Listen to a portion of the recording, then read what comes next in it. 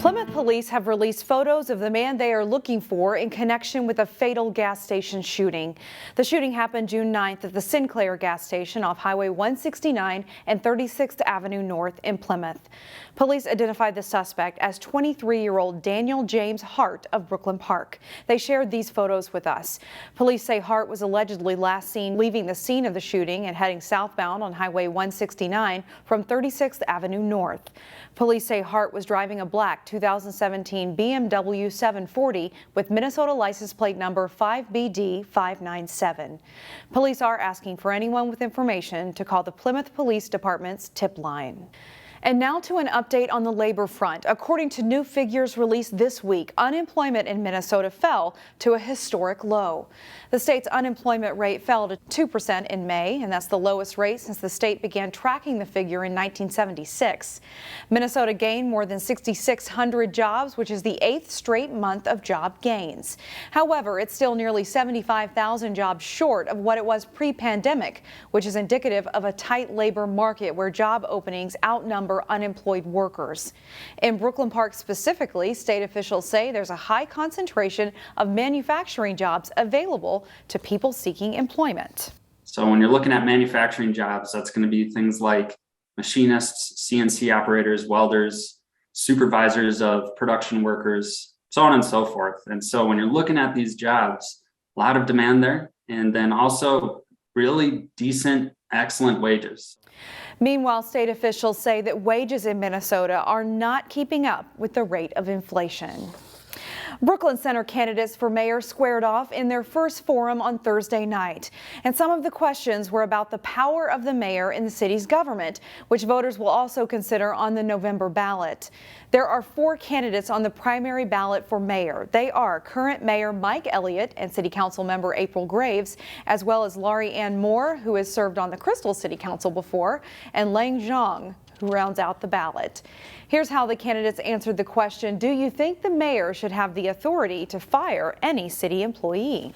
No, I do not agree. I think that the city manager, like I said before, takes direction from the consensus of the council and also has the relationships with the city staff on the day-to-day operational basis to make a better assessment than just the mayor would be able to. I think so. Hire fast, fire faster. Because if you don't do that, you build a very toxic environment for people who you don't want in your team, okay? Because that's how it works in business, and that's how we should be running this city. Absolutely not. In fact, one of the reasons why I'm running is exactly what happened April 14th, 2021, when the mayor called that to a vote, and everyone but Councilmember Ryan voted to have the city manager removed. Right now, we have an unelected person who can hire and fire anyone in the city. And quite honestly, quite frankly, oftentimes no one hears about it. City Council finds out about it when it's done. We have a link to the full forum on our website where you can hear more from these candidates and the candidates who will be on the primary ballot for 2 city council seats. Primary election day is August 9th. Another city manager from the northwest suburbs has announced her retirement. Ann Norris sent an email to city staff yesterday announcing her retirement this upcoming fall. In the email to employees, she wrote that she appreciated the trust and willingness to work together on changes big and small to improve Crystal. She's worked for the city of Crystal for 31 years and she's been city manager for the last 22. Her last day will be October 28th. Water resources specialists with the city of Robbinsdale were out on Crystal Lake this morning removing carp from the water. Environmental scientists say carp are an invasive species of fish which feed on the bottom of the lake, stirring up sediment which causes water quality problems. Experts are removing the fish by nets using corn as bait. So what we're doing is we kind of teach them to come to the nets to get the corn.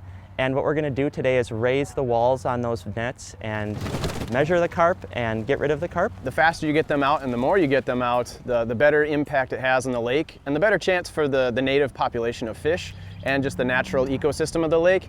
City water specialists say they pulled 4,000 carp from the water last year. Crews will continue working on the project this summer. Drowning is one of the leading causes of unintentional death for children.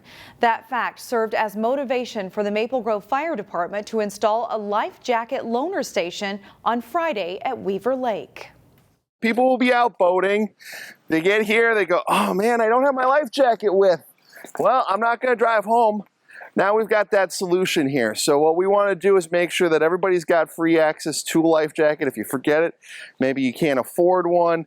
Berger calls this a flotation station, and it's located near the boat launch. It's one of 2 stations that will allow people free access to a life jacket while they are spending time on Weaver Lake.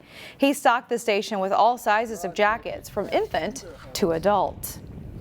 Juneteenth is Sunday. It is the oldest nationally celebrated commemoration of the end of slavery in America.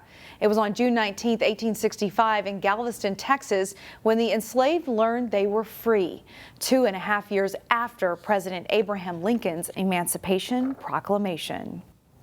Several cities in our area are planning Juneteenth celebrations this weekend, and that includes Brooklyn Park. It is the day that is the truest form of freedom in America, for all, not just for some. I mean, I'm born and raised in Brooklyn Park, and for 34 years I've been here. I know that there's a lot of love and diversity, and what better way to show it than at a Juneteenth celebration? We caught up with people setting up for Brooklyn Park's celebration planned at North Hennepin Community College on Friday.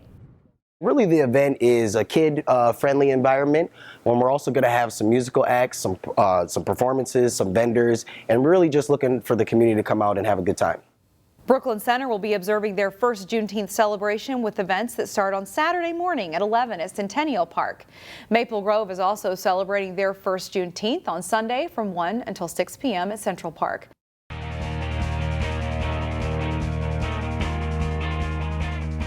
The Benilde-St. Margaret's boys lacrosse team has won 4 state titles, including last season.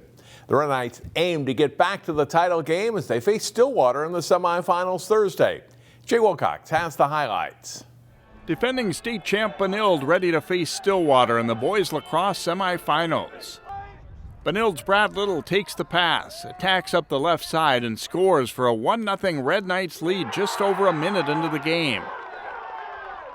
Carson Brandt, working from behind the net, comes out front to tuck the low shot in, and BSM grabs a 3-1 lead in a high-scoring first quarter. Stillwater answers. Thomas Lindeberg to Carter Bees, back to Lindeberg for the high shot. That one ties the game at 3-3. Still in the first, and Brandt spots Dylan Popane cutting in close for the goal.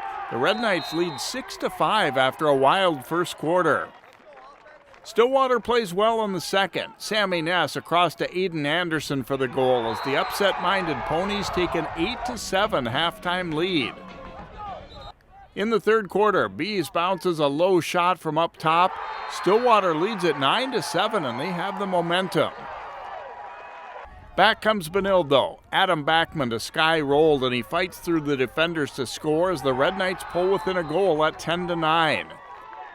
Brandt gets another assist as he sets up Cam Gelling for the shot and goal. That gives BSM the lead for good at 11-10 through 3 quarters. They score the only goals of the fourth as Hunter Payer converts the Brandt feed. Benilde survives a good challenge, pulling away late for a 15-10 win. They'll face Prior Lake in the final for the 4th straight state tournament. Jay Wilcox, CCX Sports.